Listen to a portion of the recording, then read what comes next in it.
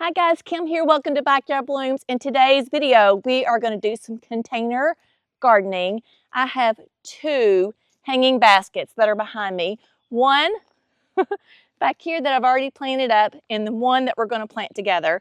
And we're going to go over the plants that I have in this container, which I love because they're bright and cheery and contrast and they have great textures together. So I'm really excited for this container. Bonnie came down and she loved it and she wanted to kind of repeat the same thing, but I'm having a hard time finding these Superbells Blackcurrant Punch right now.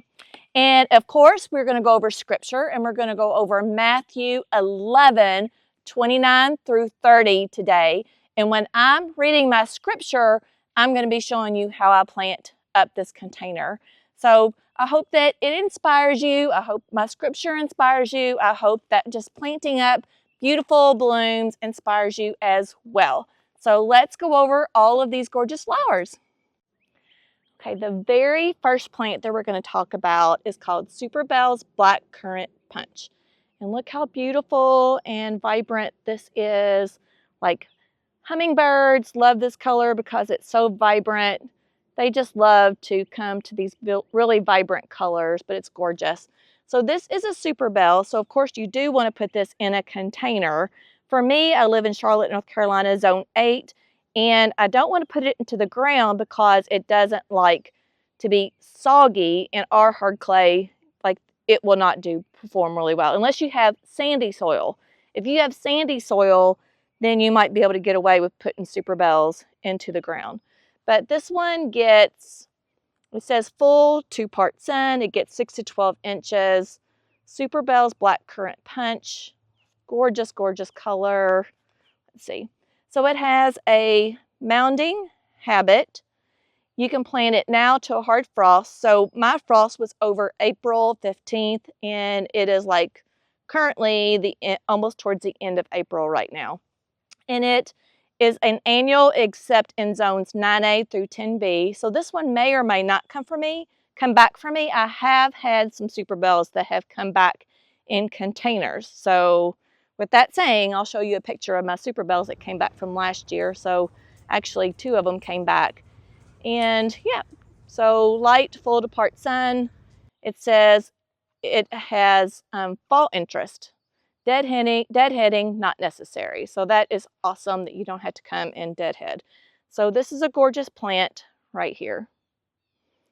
Kind of clean it up a little bit before I plant it. It says no deadheading because it will just, you can see the old blooms and then it will like come up and have new growth over top of it. But I don't really like to plant it with a bad start. All those little blooms off of it. Okay, the next plant, look at this. Look how gorgeous those blooms are. So it's been a while since I planted this one with this white, but this is called Superbena Whiteout. It says it's a 10+ award winner. This one gets 6 to 12 inches tall, so it'll spread out more, I believe, and it takes full to part sun. Let's tell you about it. Get the dirt off of it. It makes a mounding trailing habit, so you can use this as a filler or a spiller if you would like. This one blooms from planting to hard frost. It is an annual except in zones 8A through 11B. So if I wanted to, I can replant this into the ground or I can keep it in my container and it will come back for me. So that's nice. Love it. And then of course I'm going to show you these 2 plants close up together here. Look how beautiful they both are. Contrast, different texture, different color. Don't you love these 2 together? And as an accent, I'm going to put in this fuzzy fern frizz. That's what it's called. Fuzzy fern frizz, just from some extra texture and height. And I don't know if it tells me how tall this one grows or not, but it needs 4 to 6 hours of sun. It's an annual as well. And then the dichondra falls that I'm going to put in there as a kind of a spiller also. So this will be a thriller. This one will be a spiller. So every container needs, well, not every container. You can use a mono container where you just have one flower in it. But however, most containers look really good having a thriller, a spiller, and a filler. Makes a good container. All right, you guys, so that's all I'm gonna do. I have a new cocoa liner. This one's a 16-inch cocoa liner. I bought 20-inch and a 16-inch, and I think I put a 14-inch here because you could see that it doesn't really fill the basket. So for now on, I'm gonna have to remember to buy a 16-inch liner. I put a new liner in here last year, but the grass that I had and just took out, it like intertwined in the bottom of this cocoa liner, and I tore it all up. So it just was not looking good. So I really suggest to start out with new cocoa liners throughout the year because it'll hold the soil in really good and it'll probably hold more moisture as well. So that's all I'm going to do is with a box cutter, I'm going to put a little hole in the bottom, and then you can see, I need to move my bag here. Oh, it's underneath here. So I do have drip that I have that's going to go up into this hole right here, and then I'm going to have drip where I don't have to like water this container. So I'm going to put a small hole, bring my drip up, and then I'll just lay it to the side, fill it with soil.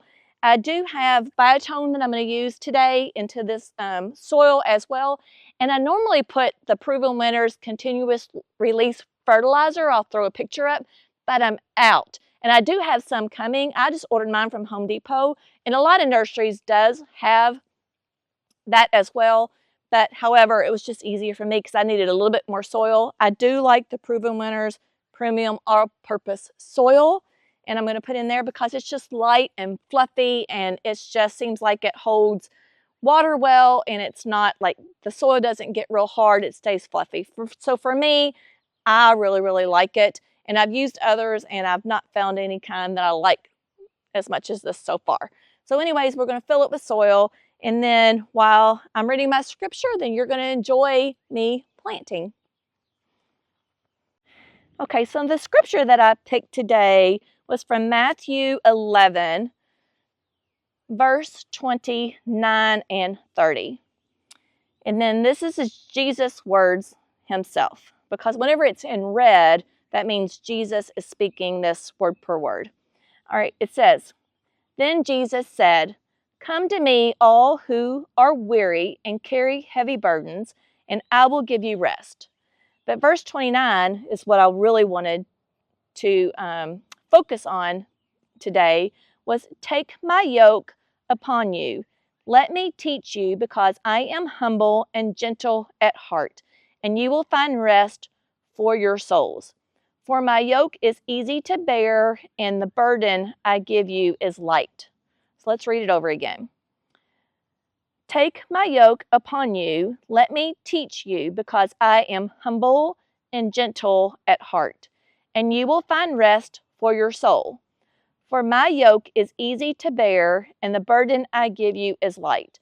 And then down here in my teaching part, because I feel like I learned just as much in this Bible that I have right here in the teaching part as I do in the top part, because I feel like it can bring the Bible alive for you today. So 11:28 through 30. "A yoke is heavy wooden harness that fits over the shoulders of an ox or oxen. It is attached to a piece of equipment that the oxen are to pull.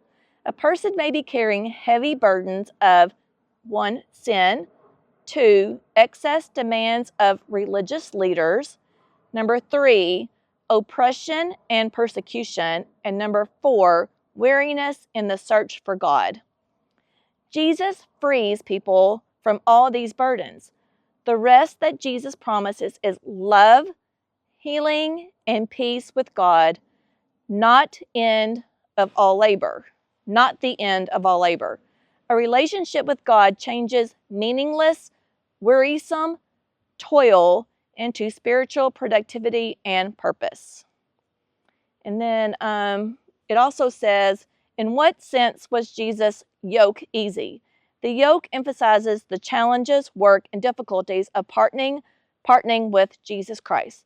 Responsibilities weigh us down, even the effort of staying true to God, but Jesus' yoke remains easy compared to the crushing alternative. Jesus doesn't offer a life of luxurious ease. The yoke is still an oxen's tool for working hard, but it is a shared yoke with weight falling on bigger shoulders than yours. Someone with more pulling power is up front helping.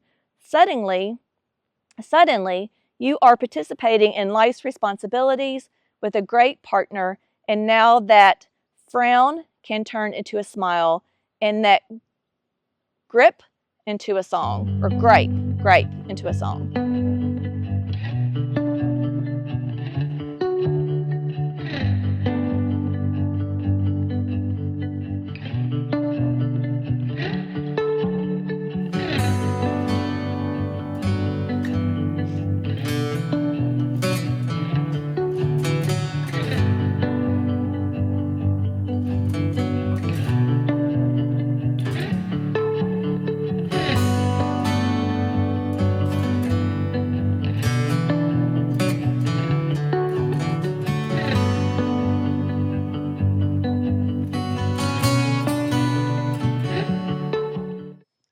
All right, guys, I hope this was inspirational. Make sure you like, share, and subscribe. Aren't these beautiful? These have been watered in. These need to be watered in. So make sure, like I said, like, share, and subscribe. The more you interact with me, the better I do on my YouTube channel. And I'll see you in the next video. Bye, friends.